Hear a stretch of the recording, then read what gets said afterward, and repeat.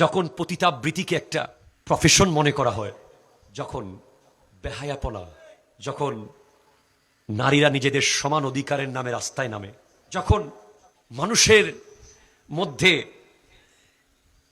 গরু, গাদা, কুকুর, বিড়াল, বাঘ, ভাল্লুক, বন্য প্রাণীর চেয়ে আরো নিষ্ঠুর আচরণ পাওয়া যায়, যখন মব এর মাধ্যমে আল্লাহর সৃষ্টিকে হত্যা করা হয়, যখন অন্যায়, অবিচার, অত্যাচার, কোরআনের আইন একের পর এক লঙ্ঘন হয়, তখন এই ধরনের বিপদ আসাটাই স্বাভাবিক। পৃথিবীর সবচেয়ে হিংস্র প্রাণী হলো সিংহ বা বাঘ। একটা বাঘ কয়টা বাঘ মেরেছে এই পর্যন্ত? আপনি দেখাইতে পারবেন না কোন সিংহ মেরে ফেলেছে।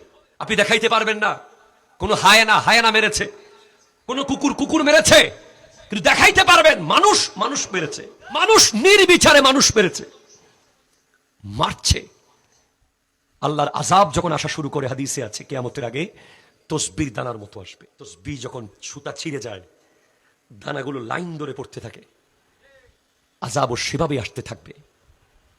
এত ভয়ানক, এত বড় বড় ট্র্যাজেডি আমাদেরকে কেন পাল্টাতে পারে না?